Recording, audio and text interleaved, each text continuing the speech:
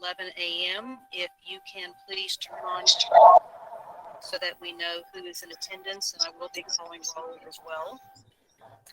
Due to safety and health concerns related to the COVID-19 pandemic, this meeting is being conducted by video and or teleconference. Members of the public can view this meeting live stream on our Del Mar College website or listen to the audio of the meeting, and that information was provided in advance as part of our posted agenda. Regent Adami. Yes. Present. Thank you. Regent Averett. Here. Regent Bennett.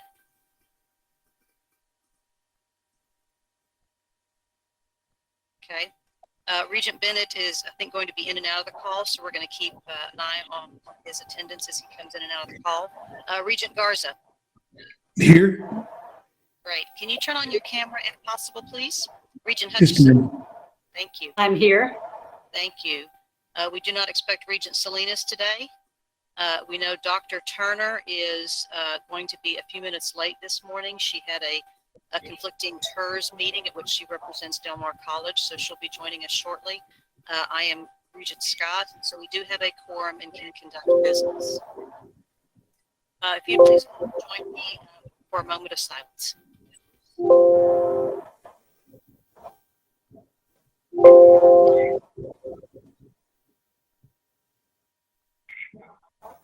Thank you very much. And please join me in the Pledge of Allegiance. I pledge allegiance to the flag of the United States of America and to the republic for which it stands, one nation, under God, indivisible, with liberty and justice for all. And please join me in reading the Del Mar College Vision Statement. Del Mar College will be the premier choice for life-changing educational opportunities provided by responsive, innovative faculty and staff who empower students to improve local and global communities. Thank you very much. The public was provided an opportunity to give us comment prior to this workshop session, and there were no public comments. Thank you, Dr. Escamilla. So the only item on our agenda today is discussion related to strategic plan performance indicators. This is a continuation of the work that we have been doing over the past several years, first to create and adopt a strategic plan, and now to review the key performance indicators as we go forward. Dr. Escamilla, would you like to provide opening remarks? Yes, ma'am. Thank you, Madam Chair. Good morning, Regents and everyone. Thank you for this opportunity to come together. As was indicated by Chair Scott, that this is the second opportunity to review the middle portion, or the third and fourth of 6 goals of our strategic plan.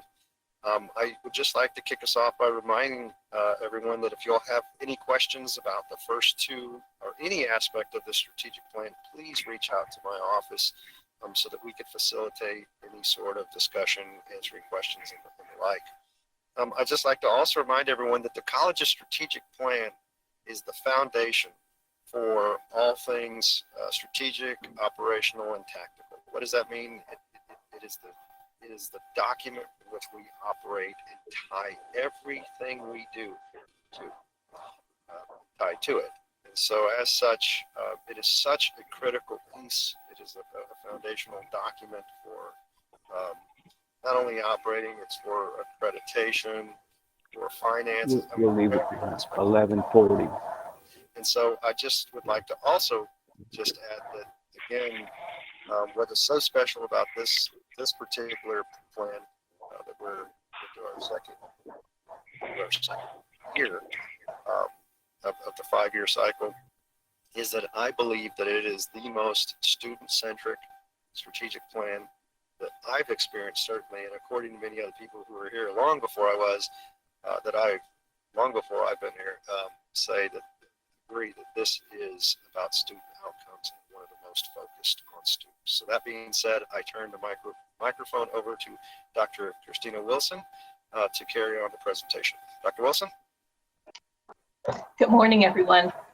Madam Chair and esteemed regents. We will be starting the day with a workshop on our key performance indicators, also known as KPIs, as Dr. Escamilla mentioned. These KPIs were established as part of the development of our 2019-2024 strategic plan. They help us to measure our progress towards meeting our goals for both student success and college-wide improvements over the course of 5 years. Next slide, please. Our strategic plan, entitled Aspire, Engage, Achieve, was officially adopted in September 2019 and includes 6 overarching goals. Each goal has established KPIs and objectives. The college also has developed an operational plan, which includes KPI thresholds and targets, as well as institutional strategies put into place to support the attainment of the plan's goals, KPIs, and objectives. In September of 2020, the Board of Regents participated in a workshop on goals 1 and 2 of the strategic plan and their related KPIs. Today, we will be taking a close look at goals 3 and 4 of the strategic plan. And this summer, we will host a subsequent workshop on the final 2 goals of the plan. We will start the process of review all over again this fall. Next slide, please. Goal 3 of the plan focuses on academic preparedness and student learning. Goal 4 centers on learning environments. Each goal has a set of KPIs, and for each KPI, we will be discussing the most recent data and comparing this to our thresholds and targets. We will also be looking at trends and how the college has performed over time. And finally, for each of the goals, we will discuss the college's strategies for meeting the KPI thresholds and targets. I'll leave time for questions after we have reviewed the slides for each KPI, but please, as we go through, you're welcome to ask questions as we go along. Dr. John DeHalcom will also be providing insight into the data provided and our strategies. Next slide, please. We will start the review of each KPI with a look at our most recent data, which you may call a data snapshot. Each KPI has an identified threshold and target. These are relatively new terms that we have begun using as part of our evaluation processes for the current strategic plan. We are required to set thresholds and targets for our student achievement indicators by our regional accreditor, SAC-COC. Thresholds are the college's acceptable levels of achievement, what you may call our minimum target. Thresholds that are not met indicate that additional activities and/or resources are needed to address this aspect of student success. Targets are the college's aspirational objectives for improvement, what you may call our stretch goals. The Strategic Planning Committee established the thresholds and targets by reviewing data trends for at least 5 years. When reviewing the data snapshots, you'll see that the thresholds and targets are color-coded. Green, meaning the threshold or target was met, and red, meaning the threshold or target was not met. It's a good practice to celebrate our wins, the areas in which the college is strong. It's an even better practice to identify the areas in which we can improve. Next slide, please. The purpose of monitoring our KPIs is improvement. No matter how strong of a college that we are, and no matter our wins, we must always seek to improve and ensure that we are meeting the ever-evolving needs of our students and our community. Today, we will discuss where we are now, what our most current data show, and whether we are meeting our thresholds. We will discuss how we compare both to ourselves over time and to our community college peers. We will also discuss where we want to be, our targets, the direction that we wish to go. We will be reviewing a lot of data this morning, looking at the KPIs from multiple angles. Our goal is to understand our Del Mar College story. Data is only valuable if you understand the context in which it occurs. I believe that today's workshop will go a long way to help us both understand and tell our own unique story. Next slide, please. For each KPI, we will compare ourselves to our large Texas colleges peer group when possible. It's important that we understand who makes up this peer group. The Texas Higher Education Coordinating Board groups colleges based on their enrollments. The fall 2019 enrollment for our peer group ranges from 8,000 students at Navarro College to 19,000 students at Blaine College. It's important to recognize that while comparing ourselves to our peer group is valuable, there are differences between our colleges that are unaccounted for in enrollment-based grouping. Differences of regional needs, economic circumstances, and cultural factors mean that in many cases, we are not comparing apples to apples. There's no college out there that's just like Del Mar College. However, knowing where we stand in comparison to other colleges of similar size can provide us with some excellent context. Next slide, please. To get us started with Goal 3, Academic Preparedness and Student Learning, I will ask Dr. John DeHalcom, Interim Vice President and Chief Academic Officer, to provide us with an introduction. Thank you, Dr. Wilson. Good morning, Madam Chair and Regents. Of utmost importance is providing our students with quality education and helping them to succeed.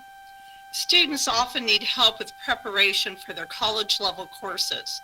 Knowledge and skills in reading, writing, and mathematics are necessary not only for the entry-level general education courses, but also for workforce and job training and placement. Developmental coursework will be discussed at this time. Faculty in 3 academic departments at Del Mar College teach the developmental courses. The English, Mathematics, and Communications, Languages, and Reading departments is where these developmental courses reside. We also have a developmental education coordinator who is with us today, Dr. Tammy Francis, and she'll be available also to answer questions.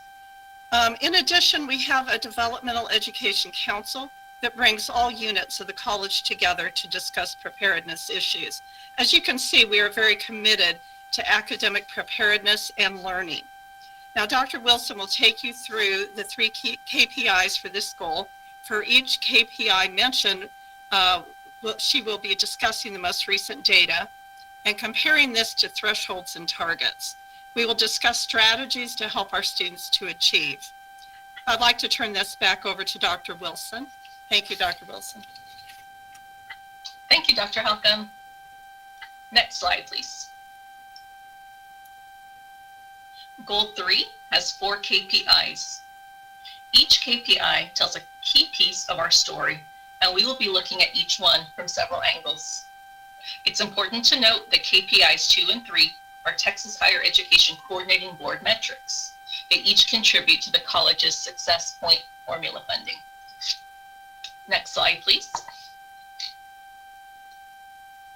Before we dive into the KPIs, it's important that we first discuss the Texas Success Initiative, commonly referred to as TSI. The purpose of the TSI program is to guide Texas public institutions of higher education in determining whether entering non-exempt students are ready for entry-level coursework in the areas of reading, writing, and mathematics through the administration of a testing instrument known as the Texas Success Initiative Instrument, or the TSIA. All entering students who do not meet exemption criteria must take the TSIA exam. Del Mar College offers the TSIA exam through the testing center, and many dual credit students take the TSIA at their high schools, which serve as testing sites. Students are exempt from the TSIA if they have met established benchmarks on the ACT or SAT exams. They may also be exempt due to activities in high school, such as the completion of a college preparatory course or attainment of established benchmarks on the STAR end of course exams. Veterans, active duty personnel, and members of a reserve component of the U.S. Armed Forces are also exempt from the TSIA. Finally, students pursuing a Level 1 certificate and students who have transferred from another institution, having satisfactorily completed college-level coursework, are also exempt. Students who are not exempt and who do not meet one or more of the established benchmarks of the TSIA are required to participate in developmental education support prior to or together with enrollment in college level coursework. It's a mouthful. There's a lot of info on the TSI. Next slide, please. For students who require developmental education, it can be offered in a variety of formats. Traditionally, students are enrolled in semester-long course-based programs in reading, writing, and math that are designed to prepare them for college-level coursework. Students may also receive support through a co-requisite model in which students are concurrently enrolled in a developmental course and a college-level course in the same subject area. Non-course-based that's a tongue twister. Non-course-based options, referred to as NCBOs, are a type of intervention that includes learning approaches designed to address a student's identified weakness while preparing the students for college-level coursework. NCBOs may include tutoring, supplemental instruction, and technology-supported labs. Basic skills education may also be provided through continuing education programs of varying formats. Before we look at the KPIs, one important thing to note is that a new TSIA assessment instrument, known as the TSIA-2, replaced the TSIA in January 2021. The previous assessment instrument had been in place since 2013.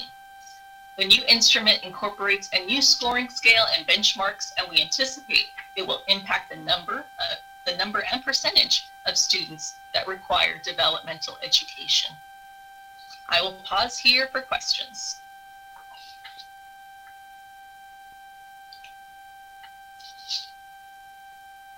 Okay, hearing no questions at this time, next slide, please. KPI 1 is the percentage of students requiring developmental coursework. This data reflects students who are identified as needing developmental coursework based on the following factors: TSIA scores, SAT or ACT scores, and college preparation course completion.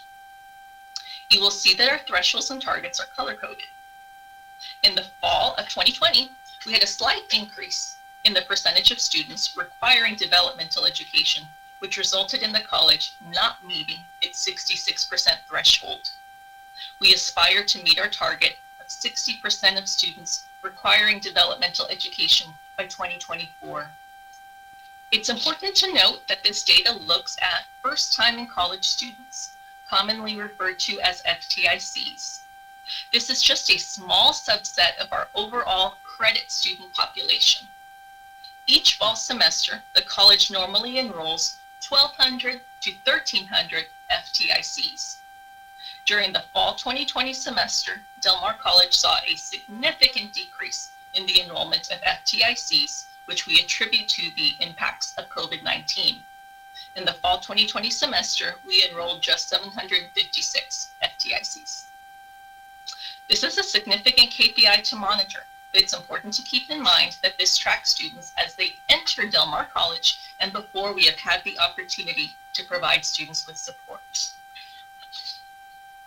I will pause for questions. Dr. Wilson, this is Ms. Scott. I do have a question. The FTIC number, do we know how many students are not our typical student or your returning student? So I'm asking that the wrong way. A number of our students come straight from college, straight from high school. How many of our first time in college students are older, having never attempted higher education before? That's a very good question. I don't have that information right now off the top of my head. It's a great question, especially due to the COVID-19 situation and the change in our FTIC numbers. I don't have that information right now. Can get it for you. Because FTIC does include dual credit students who have not taken a post-secondary course somewhere else other than their dual credit courses. Is that correct? Yes, Okay. FTICs include students who have prior dual credits. Thank you. Okay. I have a question. Dr. Wilson, I understand how important this is to track, and it's very interesting, the relationship between these numbers and how many students we had and perhaps the effect of COVID. But do we have much control over this? I mean, the students come the way the students come to us, right? How do we have control?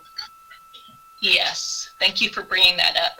This is actually something that we struggled with when developing our strategic plan. Should we include this or not as part of the KPI? You're right. In many ways, you can say we don't have control over this.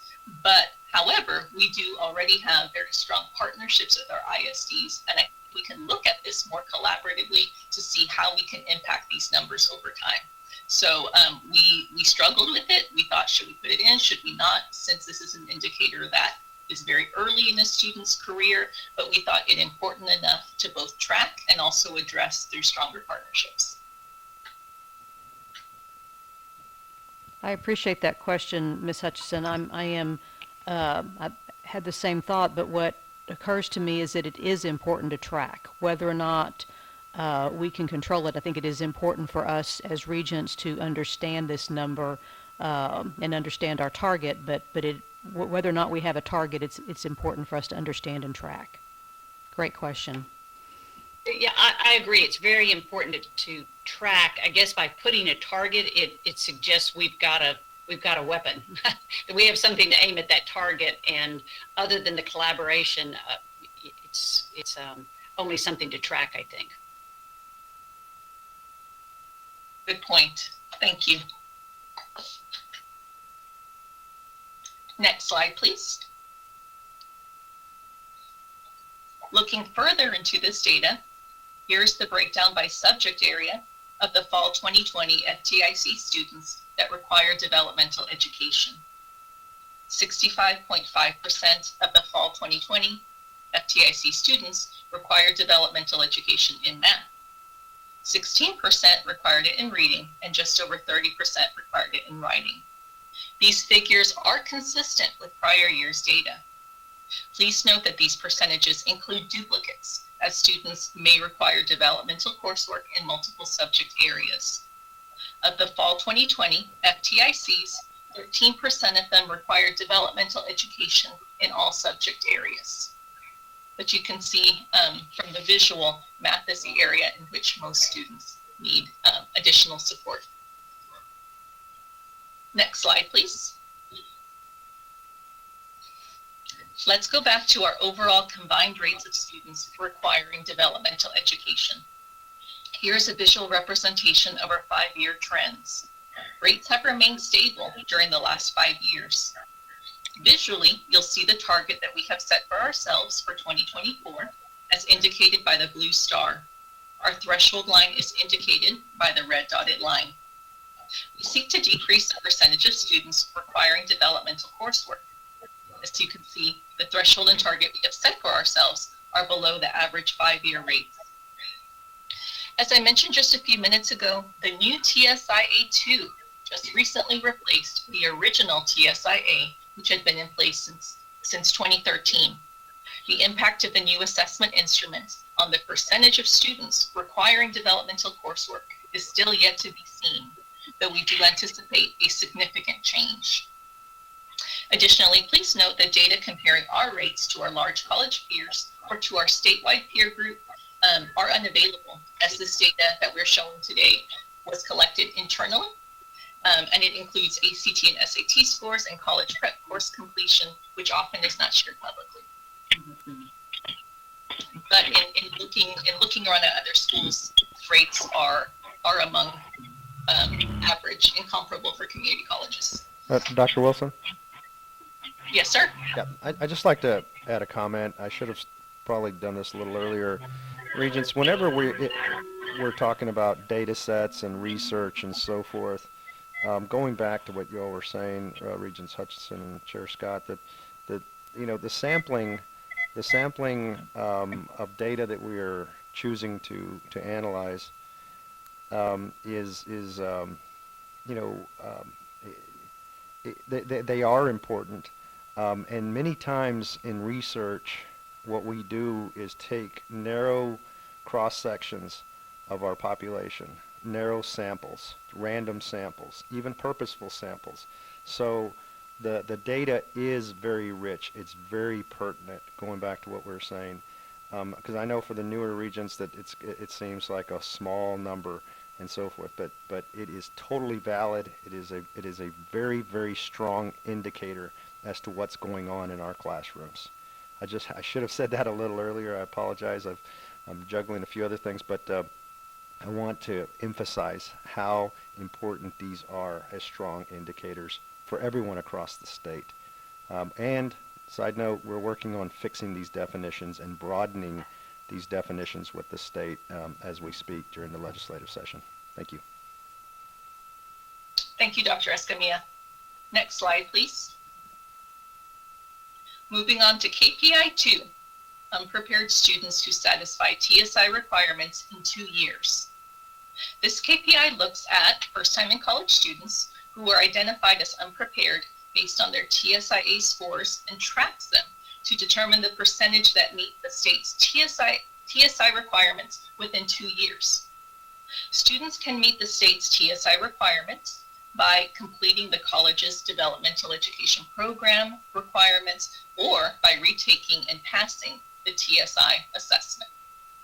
We have met our thresholds for reading and writing, but not for math. The comparison data for our large college peers is also included. Next slide, please.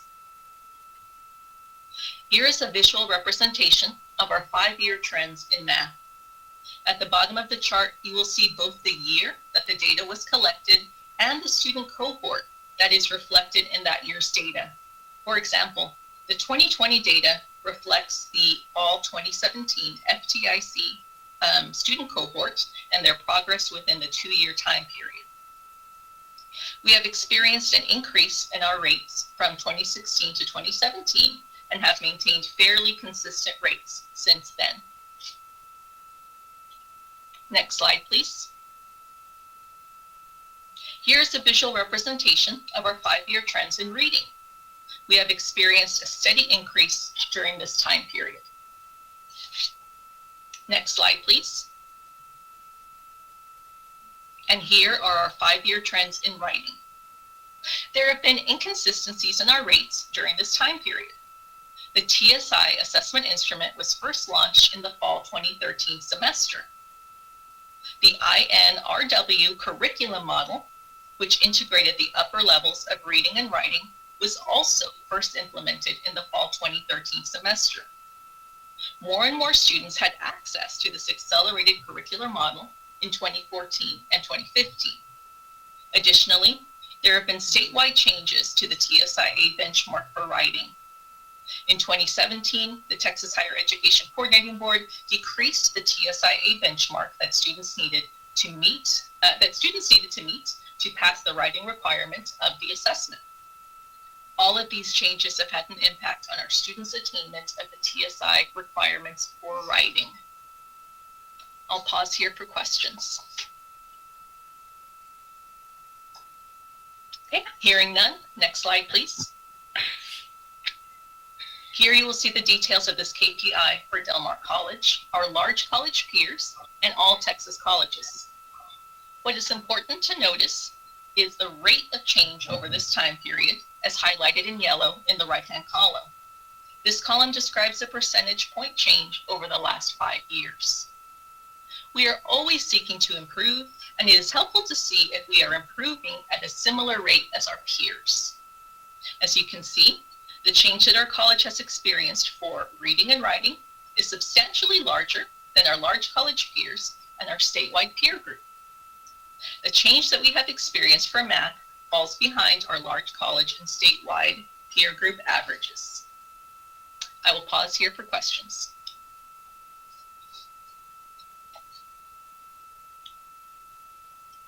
Okay, hearing no questions. Next slide, please. Just a second, Dr. Wilson. Mr. Garza has a question. Oh, please go ahead, Regent. I do. Just in looking back at the difficulties that we're having in math, and it looks to me like Del Mar in our area is doing well in terms of reading and writing, and probably for English students or journalism students, our area is really preparing our students, and we appear to be doing well. On the math side, for business students, for basically, I'll say potentially math educators, we're not doing so well. Is the scores that we're looking at in terms of the students, first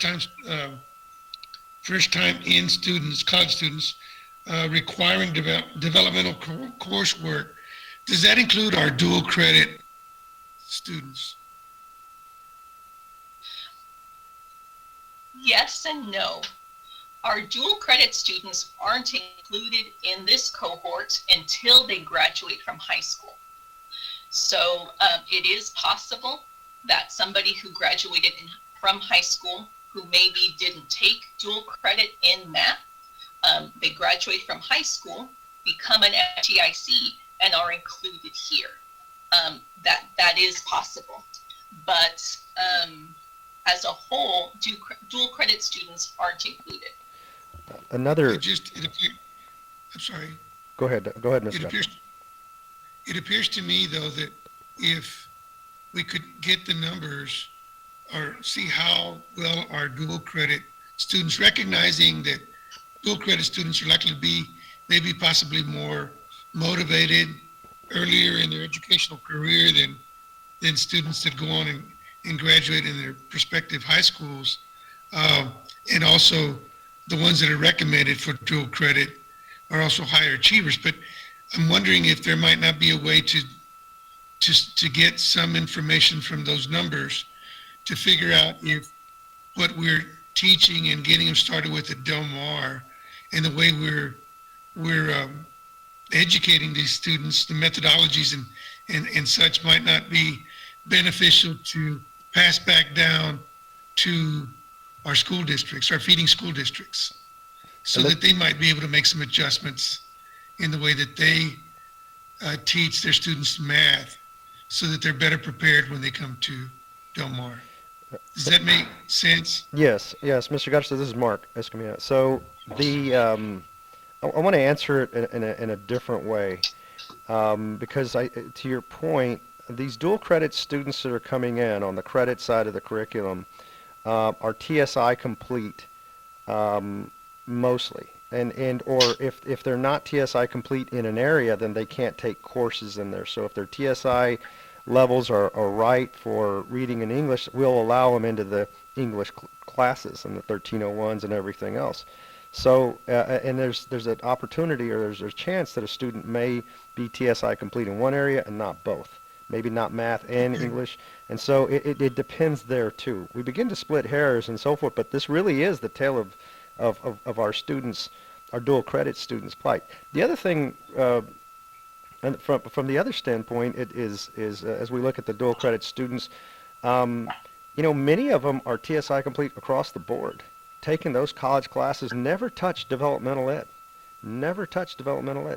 And so, to your point, these dual credit students are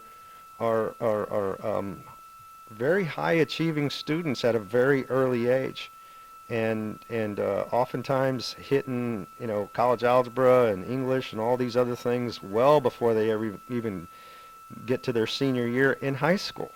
So the thing about it is, and what we've been working on, and we've showed this in other indicators, is that we've been working to recruit more and more of those students to Del Mar College. In the past, many of those dual credit students were only about a third of those students would ever even place foot on this campus after high school. That's changed. That's changing. It is now close to I think 60% will have at least one class after high school here at Del Mar College. So there's a lot of things going on, big complexities worthy of a deep dive into our dual credit student profile and curriculum and so forth. So you open up a very interesting conversation with your question, Regent Garza, and it is, and I'll just end with saying that dual credit is one of the strongest tools in our curriculum, if you will. Thank you. I think it could be an also strong tool for the local school districts if we're able to pass that information back down to them. Absolutely. That's a very good point, and thank you for that further explanation, Dr. Escamilla.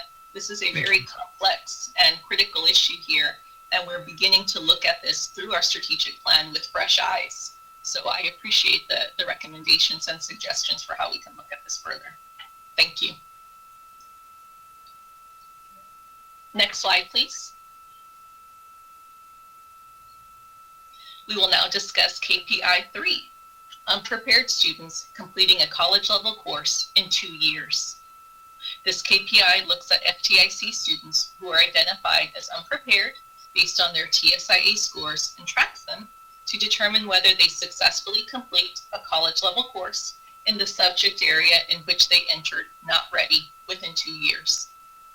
This is similar to KPI 2, but instead focuses on completing a college level course. We have met our thresholds for reading and writing, but not for math. We have also already met our target for 2024 for writing. Included within this table is the comparison data of our large college peers. Next slide, please. Here is the visual representation of our 5-year trends in math. Our rates have remained fairly steady during this time period. Next slide, please. Here is a visual representation of our 5-year trends in reading. We have had some variation in our rates, but we've seen an increase overall. Next slide, please. Here's the visual representation of our 5-year trends in writing. This line mirrors the same shape for writing that we saw in KPI 2. Next slide, please. Here you will see the details for KPI 3 for Del Mar College, our large college peers, and all Texas colleges. Again, the rate of change during this time period is what is important to notice. This is highlighted in the right-hand column. We are moving in the right direction with our numbers and are meeting or exceeding our peers' average rates for reading and writing. However, when it comes to math, we seek to increase our numbers at a faster pace. I will pause here for questions.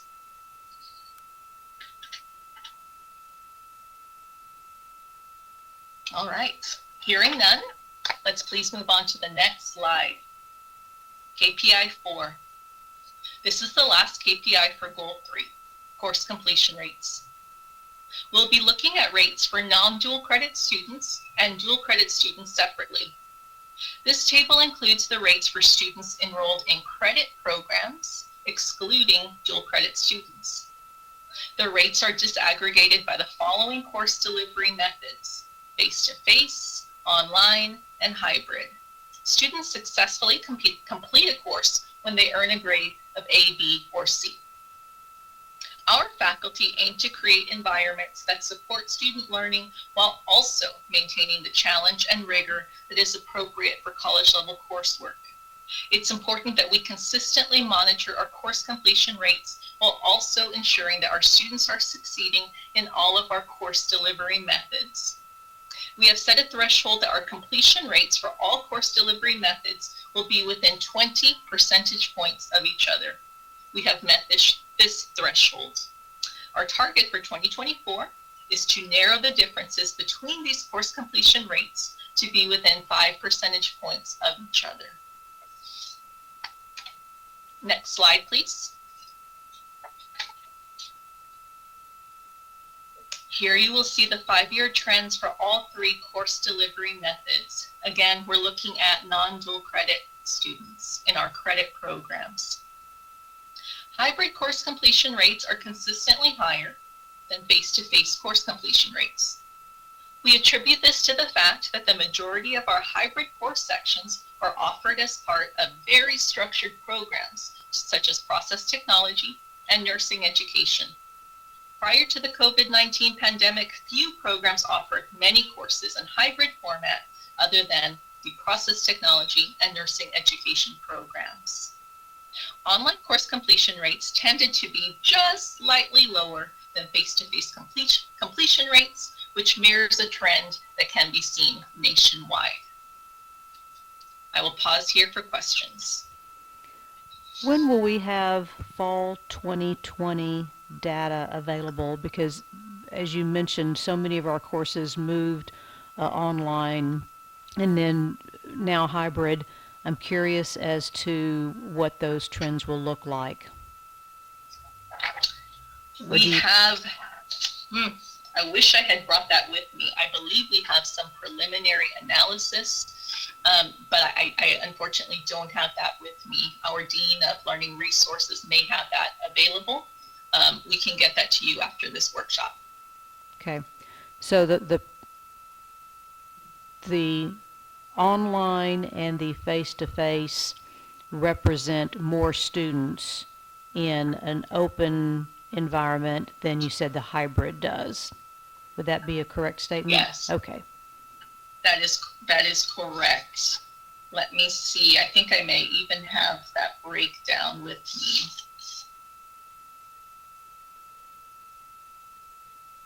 Yes, it's quite a small percentage as compared to the online and face-to-face. Thank you. You're welcome. Okay, next slide, please. Moving on to course completion rates for dual credit students. We have set the same threshold and target for dual credit students, and we have met the threshold for fall 2019.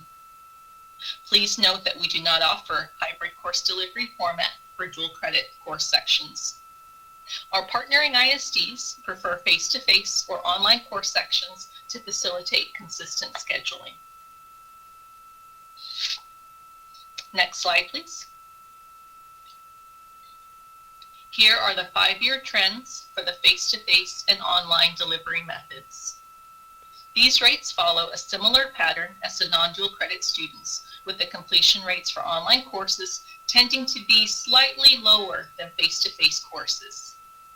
In just a few minutes, Dr. Halcon will be sharing information on the efforts of our Office of E-Learning to support students and faculty in online courses. I'll pause here for questions on KPI 4. Regent Scott, to your point, it's a very big difference. What we've seen this past year, there's a difference when a student is choosing to take something online and then, otherwise having to take something online. It's the same for the faculty member, choosing to teach online and just having no other option. It's a whole different scenario. We will break down the COVID effect and see what's going on. I know they're talking about it at the state level, nationally, and so forth. So we are definitely watching those data sets develop, and we'll get them to you as soon as possible, because it is a profound effect on our students' experience here, and we're all just looking forward to getting out and getting back to the point where we have those choices, and I think that's coming soon, relatively soon. I think this is probably a prime example of where our strategic plan and the targets that we have set have to be dynamic in response to what's happening in the real world. When we adopted this plan, again, the sheer numbers of students that we thought were going to be in hybrid or online classes was not anywhere near what ended up happening because of the pandemic. So I think when we come back and look at this with the COVID effect, either asterisk, I think we probably need to have a very strong discussion about the thresholds and our targets because of that. And are those numbers, again, did we meet them or not? But is it just a matter of asterisking that data point, or is it a matter of looking at the targets and those thresholds? I'll let you all come back to us with that, but I think this is that prime example. No, absolutely, and going back to what Dr. Wilson was saying earlier, it's about adjusting and bringing forth resources. I'll use that to kind of foreshadow what we're going to talk about here in a little bit with some of the things that are coming forth from the federal government to assist us in that pivot, that major pivot. I don't know if pivot's a strong enough word. It may be somewhat of a sea change of opportunity.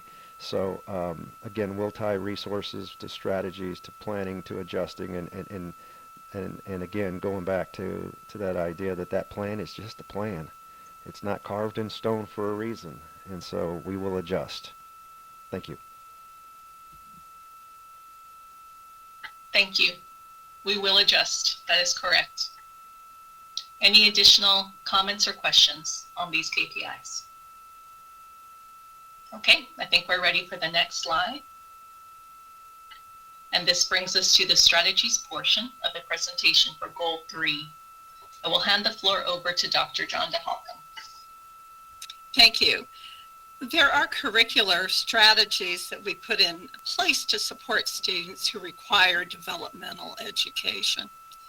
We offer INRW, called Integrated Reading and Writing courses, which combine the highest level of a reading course with writing learning competencies. In the fall of 2019 semester, we offered 25 sections of INRW courses. That was nearly half of all developmental reading and writing courses offered. We also offer a co-requisite model for reading, writing, and math. Students who place at the highest levels of developmental reading and writing can co-enroll in an INRW course and at the same time an English 1301 course. Students who place at the highest level of developmental math can co-enroll in college algebra, contemporary mathematics, or elementary statistics. So in other words, they can get the college credit at the same time they're taking the developmental coursework. And so they can work in unison. The developmental course helps assist them in the college level work.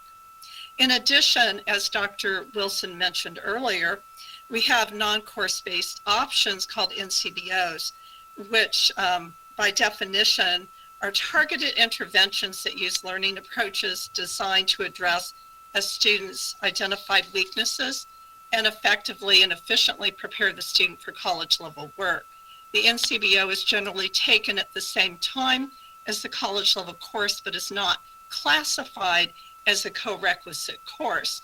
So if they take an English 1301, they could take this NCBO, and the NCBO is designed somewhat in an independent manner where they can assist the student with the weaknesses that they're experiencing in that college level course.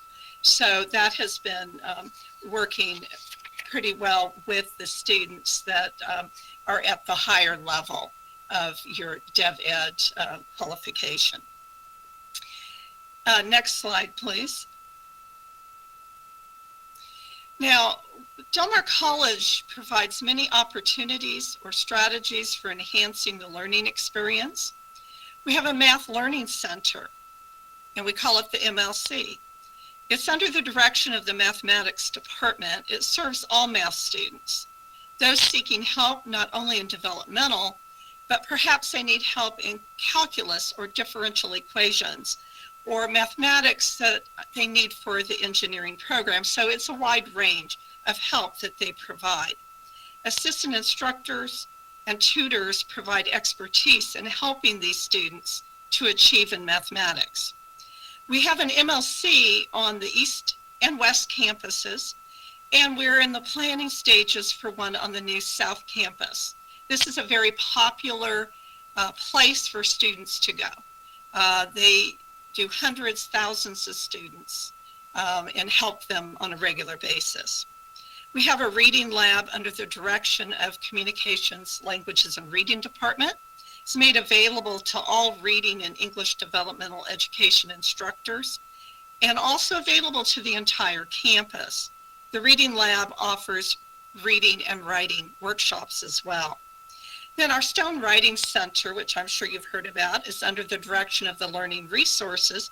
It assists students with writing and hosts workshops for instructors on specific topics. Assistant instructors and tutors provide expertise for the students. And we have a good Student Success Center. This is under the Student Affairs Division. It assists students who need tutoring or additional support in reading, writing, or math, as well as other courses that they may be taking. Peer tutors are also available to assist here. So students can go to each of these labs or centers and can get a second way to have the material explained to them. They also have a space in which to study. I want to also mention that each of these areas, these labs and centers, work very diligently to meet the needs for online tutoring during this COVID pandemic. So like the Math Learning Center, Stone Writing Center, they switched to online tutoring because we had to do more of the online courses. So they spend a lot of work doing this. Next slide, please. As previously stated, a new Tsi assessment instrument known as TSI-A2 replaced the TSI in January of 2021. The previous assessment instrument had been in place since 2013. The new instrument incorporates a new scoring scale and benchmarks, and we anticipate it will impact the number and percentage of students that require developmental education. Specifically, we anticipate that the new TSI-A will impact the number of students who require developmental mathematics. The TSI-A2 has a decreased focus on algebra content. The original TSI-A had 4 math content areas with about 50% of the content focused on algebra. The TSI-A2 also has 4 math content areas, but algebra is only about 30% of the focus. So we may see some changes here in numbers. The final strategy that we are discussing here for Goal 3 is the work that the e-learning department leads to provide support to students and faculty for online courses and for faculty teaching those online courses. So e-learning provides faculty student training. For faculty training, it offers 5 different training sessions. A few of those are getting started with Canvas, designing and teaching online, and student engagement. Also, e-learning offers a distance education symposium. That's each year during the week of November. The symposium focuses on improving distance education courses.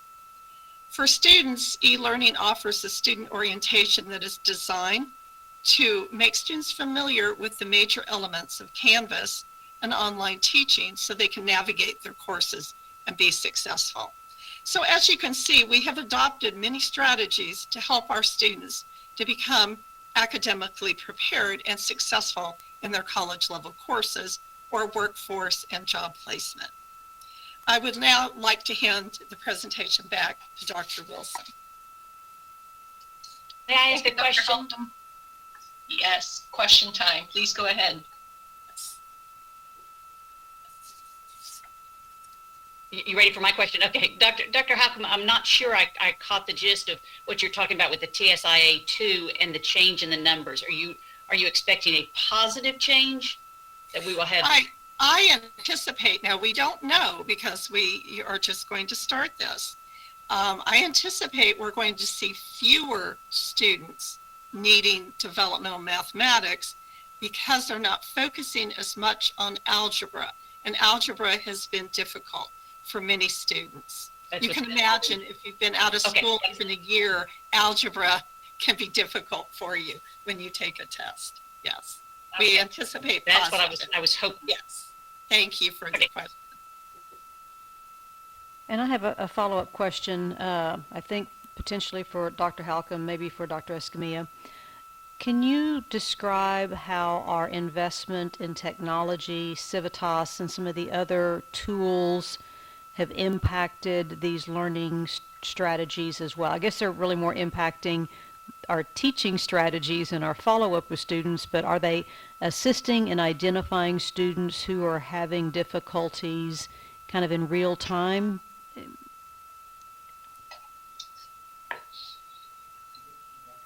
I think so. I think that we're able to target students earlier and get the help that they need. I do not have the data on that. I don't know if Dr. Wilson has that, but I do believe it is helping. I think that is specifically a question for Leticia Wilson, as she is working on those types of initiatives. I too don't have that. I do know from previous reports and meetings that we've had. Dr. Silva, are you on the call? Yes, sir, I am. I'm right here. Can you address where we are with Civitas and the impact that it's having from the advising standpoint and that side of the house over there with Sure. Leticia? Yeah, yes, sir. In particularly what Regent Scott you're talking about, it helping like with math or individual subjects, that'd be something to get more data on. But on Civitas, one thing it does, if a student has not connected or logged into their LMS for a week or two, faculty members can get a hold of that and then contact the student saying, we've noticed you have not been in your LMS for 2 weeks. Can we help you? Or they can send the students over to our retention office, and our caseworkers, our retention caseworkers can do that as well. So that is how Civitas is particularly specifically helping with that. Now it also does target students who are predicted to persist and least likely persist. And so that's also another targeted effort that we have our advisors reaching out and assisting with. Yep. So it's overall behaviors that these Correct. students are often followed. You know, when we're talking about these, our students with developmental instructional needs, they're the students with as much as their need for the practical knowledge from the class. A lot of it is those behaviors that they have, time management and those kinds of things. Not locking into the LMS. That is a time management issue right there. What does that mean? You're not reconnecting electronically with your class or your classes. That's what that means. So I want to make sure we define what not connecting to the LMS is. That means you're not logging in. That means you're not focusing, and that prompts and spurs us along. So there's a great example of that. And so I think that's a good example of a good answer for you. I just would love the opportunity, or as you think about future presentations on these topics, if you can weave some of that in, then that helps. You all see how all of these decisions that are made and all these tools at your disposal weave together to create this tapestry of teaching and learning. We don't always see that. Sure. And so I think if you can help bring those examples forward as you're doing that, so that we really understand how these investments and these resources have been productive for you all. Duly noted. Duly noted. So Dr. Silva, we've got a couple of things, it sounds like, that we can take a deeper dive. This one and dual credit. So anyway, thank you, Dr. Wilson. So please continue. Great discussion. That concludes the discussion for Goal 3. If there are no further questions, we can move on to Goal 4. I want to thank you for the questions and discussions that you brought forward. Again, this is the first time that we're looking at this data this way within the context of our plan. We're very eager to look at our student data as we weave in the COVID effect. And as suggested, we definitely will need to adjust and be nimble and make sure that we continue to address the student needs as our environment changes. So we've now completed Goal 3. And as part of Goal 3, we have explored how our students are learning. We will now shift our discussion to focus on the environments in which our students learn. Goal 4 includes our efforts to create engaging and effective learning environments. Learning environments are more than just brick and mortar classrooms. We seek to attract, retain, and develop our personnel in order to provide the best instruction and support services. We also seek to ensure that our environments are safe and that our students can develop course schedules that fit within their personal and professional lifestyles. Usually, we talk about whether students are ready for college. In this case, we'll be talking about whether our college is ready for our students. Next slide, please. Goal 4 has 3 KPIs. We will again be telling our story through these indicators. Next slide, please. KPI 1 is average state compensation rates. We seek to offer competitive salaries in order to effectively recruit and retain exceptional faculty and staff. The Texas Community College Teachers Association maintains an annual faculty salary survey. According to this survey, Del Mar College is ranked 5th in the state with an average full-time faculty salary of over $68,000 for a 9-month term. We have met our threshold and target for the faculty indicator. The Texas Association of School Boards maintains an annual community college salary survey. According to this survey, 86% of Del Mar College's full-time staff position salaries were above the state average. We have met our threshold for the staff indicator, and we seek to attain a target of 90% of full-time positions will be above the state average for community colleges. Next slide, please. Here you will see the 5-year trends for full-time faculty salaries. We have consistently been ranked as 5th in the state, with one exception in 2019 when we were ranked 6th.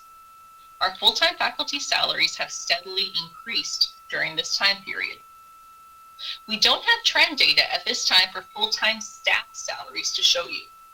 This was the first year that we participated in the salary survey, but in the future we'll be collecting additional data so we can show you our trends.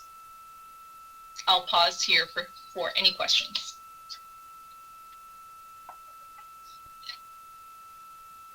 And just a quick note, when we say we are 5th or 6th, there are 50 community colleges in Texas, so to be 5th or 6th is truly a great accomplishment.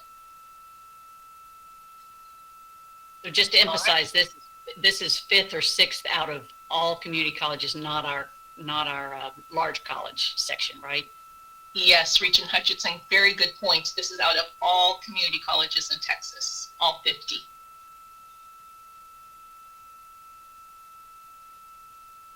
I would just like to add one more thing, if I may. This was a very purposeful stance that the board took and joined me and the administration and myself with making this move. It was, in the early parts of 2010 to 2015, the conversation was there. We experienced all kinds of things, not the least of which was the Great Recession and so forth. But with some very purposeful and thoughtful efforts to shore up and to shore up the faculty's and employees' pay rates, we were able to do this. I mean, this is what makes the college stable in so many ways and so attractive to all that to the new generation of faculty and staff members who are seeking a new place to come and be a part of. And so being competitive is no small matter. We're very proud of this. And like I always tell the employees of the college, from my standpoint as the president, I will always do everything I can and strive to keep that up. It's no easy task to keep that average up for that number of years. And I also thank the Board of Regents for all that they've done in the past and for any future consideration to keep this number going. Thank you.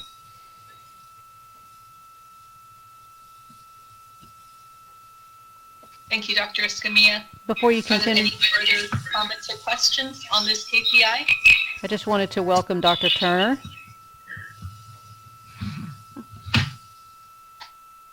Welcome, Dr. Turner.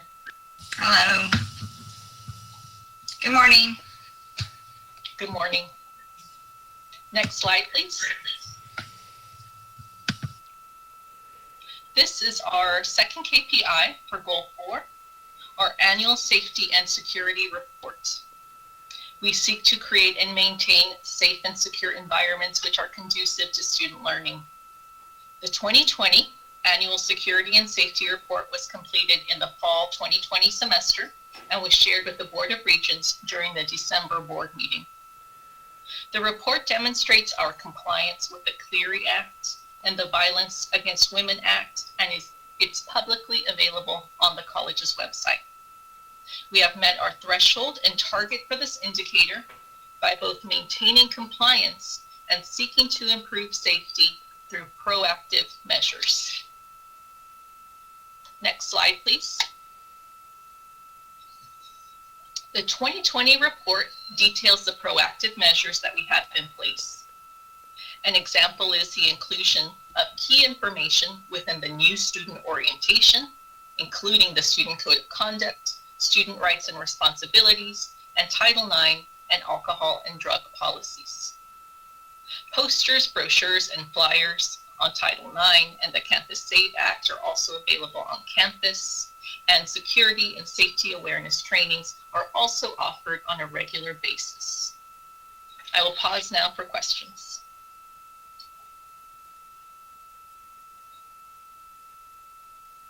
Safety is a top priority that we've included within our strategic plan. Next slide, please. The last indicator for Goal 4 is KPI 3, strategic scheduling.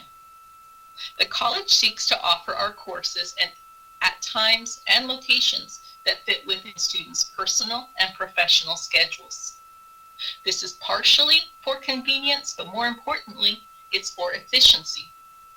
Our students don't have time to waste. We want our students to be able to build schedules that suit their lifestyles while also allowing them to earn credentials quickly. We have partnered with a company named Ad Astra, which specializes in analyzing course scheduling patterns to increase our efficiency. We have preliminary reports available and will be conducting further analyses to improve our effectiveness and efficiency over time. We have met our threshold and are pursuing our target of implementing recommendations that result from the strategic analyses. Next slide, please. Our first step in strategic scheduling is to understand our meeting patterns at our East and West campuses. This slide illustrates our top 10 meeting patterns during the fall 2019 semester on the East Campus. These top patterns comprise over 40% of all the course sections offered that semester on the East Campus, all of the face-to-face section. Next slide, please.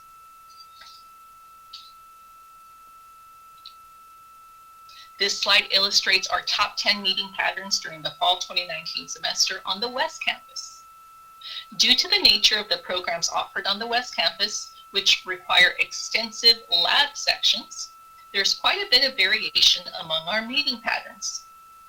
These top 10 patterns comprise over 10% of all the course sections offered that semester on the West Campus. After identifying our most popular meeting patterns, we must then refine the grid in which our courses are offered in order to reduce downtime between classes and overlap between course times. Ad Astra will be providing us with recommendations on how best to do this based on their analysis of our schedule. We will then analyze each of our programs to ensure that students can build efficient schedules and complete all required courses within a reasonable time period. Under normal, non-COVID circumstances, the college offers nearly 2,000 face-to-face course sections just in the fall semester on the East and West campuses. With multiple instructional departments developing course schedules each semester, improving and aligning our scheduling processes will be very complex, but we believe that the work will be well worth it if we are able to improve the student experience and our student success rates. I will pause here for questions. I'm just curious about the targets and thresholds, and understand that this is relatively new work. How will we know, other than just monitoring and maintaining the building usage levels, how will we know if we have been successful in this efficiency work? So the Regent Scott, go ahead, Dr. Escamilla, Go ahead, Dr. Wilson. Please go ahead. Sure. I was going to add that I anticipate our thresholds and targets will have to be refined, Regent Scott. Ad Astra is a very technical, high analysis company, and right now we don't even have thresholds and targets based on their analysis yet. But some of the things that they look at course fill rates. They look to make sure that our grid, that's what they call it, our the template in which we offer courses, that our grid is efficient. So as we work with Ad Astra more, we will refine our thresholds and targets, because right now they are very preliminary. So another way, and Dr. Halcomb, if you would please chime in, I'm going to add my perspective to answer your question, Regent Scott, is when you manipulate a section of, you can track those students that you're changing their schedules otherwise. So the eight-week course is a great example of a grouping of students that we are shifting and growing and monitoring. So we have these biofeedback, if you will, kinds of measurements on and are tracking their experiences. Not just what did they do, but how did they do it? How did they do? So we're checking all those things for future analysis. Dr. Halcomb, would you care to chime in on how we track? Yeah, we're working with Ad Astra quite closely to see what's best for our students and the time and the utilization. And you're right on target, Dr. Escamilla, the 8-week sessions. That's what I have asked Ad Astra to help with is, helping us to set up a proper scheduling methodology for 8-week in light of needing to keep some 16-week courses as well. I hope that answers some of the questions that you have. Yes, and I think the information, understanding that you all are going to be refining your thresholds and targets as we go through this is helpful as well. I wanted to get that piece out there, because if you just look at the statement, monitor and maintain building usage levels, then there's work to be done there. So I just really wanted the affirmation that you all are going to be refining those thresholds and targets. One of the things is with Ad Astra is that it came on board simultaneously as we were developing these KPIs and so forth. Again, lots of opportunities for adjustment there. Dr. Halcomb, were you going to add something? No, I was just going to say that, yes, we are working very diligently on this, and yes, the target will change somewhat. We are working a lot, at least I am, on the 8-week sessions, big time. So you'll see a few changes here. Okay. Thank you. That's actually quite exciting work, the analysis that they're able to do. I think that our work with them will be very helpful. That includes our discussion of Goal 4 KPIs. Next slide, please. We've now come to the strategies portion for Goal 4. I will now hand the floor over to Dr. John Halcomb. Thank you, Dr. Wilson. As Dr. Wilson mentioned in the introduction to this goal, learning environments are more than just brick and mortar classrooms. We seek to attract, retain, and develop our personnel in order to provide the best instruction and support service. In addition to competitive salaries for all staff and faculty, we also offer promotion, rank, and tenure, which are important in the recruitment and retention of our outstanding faculty. Continual professional development is also critical for staff and faculty to stay current in their areas. We have established committees such as our Professional Development Committee, or POD, and we have an ITAG committee as well that help to fund registration and travel to meetings for faculty and staff, in addition to utilizing the department budgets as well. Leadership group classes have been initiated and offered by the college. This afternoon, you'll hear more about one such leadership group during the recognition portion of the meeting. So I think that will be quite rewarding. Unified and consistent messaging is critical as well. Communication will help us navigate towards successful goals as developing relationship among colleagues and students. Faculty play a critical role in student engagement and retention. Del Mar College updates, for example, give faculty, staff, and students more information and thus more resources. Next slide, please. Safety, as mentioned previously, promotes and is conducive to the learning environment. Our Return to Campus Task Force has routinely met over the course of a year, evaluating and recommending COVID-19 safety protocols in accordance with the CDC. Safety of students, staff, and faculty has been a priority of that task force. Also, a police department is important for a secure college environment. At the February 2021 board meeting, an update was given about the Del Mar College Police Department and its development. Next slide, please. New construction. You've seen a lot of renovations and construction. You know, we finished the Workforce Development Center, the General Academic Music Building, and the Emerging Technology Expansion. They're all recent examples of new facilities that serve students with advanced technology and pleasing learning environments. Newer facilities have been known to contribute to better attendance or improve creativity in newly designed active learning spaces. Recruitment of students is often influenced by students seeing updated facilities in their major course of study. We've mentioned Ad Astra this morning. I mentioned I've been working closely with them. It's an interactive web-based scheduling and monitoring system. As we align pathways, advising, registration, this will help us in understanding the options available for our students. We can get answers of how to utilize space effectively and efficiently, and the ability for the student to get the courses they need when they're available to take them.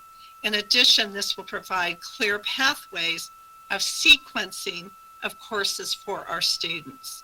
Help with understanding the needs for the student will lead to efficient and structured schedule that will decrease time to completion and increase graduation rates. So like I said, I've been working with Ad Astra, and we're working continually. So at this point, if there's no questions, are there any questions at this point, first of all, before I hand it back to Dr. Wilson? Okay, Dr. Wilson. Thank you, Dr. Halcomb. I appreciate your partnership and leadership on all of these goals and strategies. This brings us to our conclusion. Next slide, please. Just want to say thank you to all of you. We're very fortunate as a college to have a Board of Regents that's very engaged in our strategic planning work on the progress of our students. I want to thank you for your time today, and I'm looking forward to future discussions on these topics. Next slide, please. I mentioned at the beginning of the presentation that the college has an operational strategic plan. This includes our strategic plan goals, KPIs, objectives, but it also includes our thresholds, targets, and our strategies. We consider the operational plan to be a living document. It allows us to be responsive to changing conditions. Thank goodness we have it, because boy, have our conditions changed and we have had to adapt. Based on the results of our first year of activity and also the changing circumstances due to COVID-19, the operational plan was updated in late February 2021 with prioritized strategies. I anticipate that the operational plan will need to be updated annually with the option for more updates as needed. Next slide, please. Here's a visual representation of our planning process. As you can see, it is an ongoing circle of planning and improvement that never ends, truly. We're always seeking to evaluate and to improve. This current strategic plan is in effect through August 2024, and it will be formally evaluated annually. Next slide, please. Today we discussed goals 3 and 4 of the strategic plan. The remaining goals will be covered in an upcoming board workshop this summer. Those goals include Goal 5, workforce development, community partnerships and advocacy, and Goal 6, financial effectiveness and affordability. Next slide, please. I would like to thank you one more time for your time today. The data and strategies shared today help us to better understand and to better tell the Del Mar College story. It truly is an exciting time to be at Del Mar College, with many significant activities taking place to support our students on their educational journeys. We appreciate the support of the Board of Regents and of our community as we seek to help our students meet our goals. I'm going to pause here for any additional questions, but that brings us to the end of our workshop this morning. Thank you very much, Dr. Wilson. Ms. Hutchison. I don't have a question. I just want to thank you. This is very much in line with some things we've been asking for, and very interesting. Food for thought. Thank you very much. I don't see any other mics open. So again, Dr. Wilson, thank you very much. Thank you, Dr. Halcomb, for your portion of the presentation as well. And Dr. Escamilla, thanks for continuing to bring this information to us in a workshop format. We do not have a closed session for this morning's workshop. So with that agenda item being finished, we will adjourn this meeting at 12:21 p.m. and we will reconvene in our regular board meeting at 1 p.m. We are adjourned.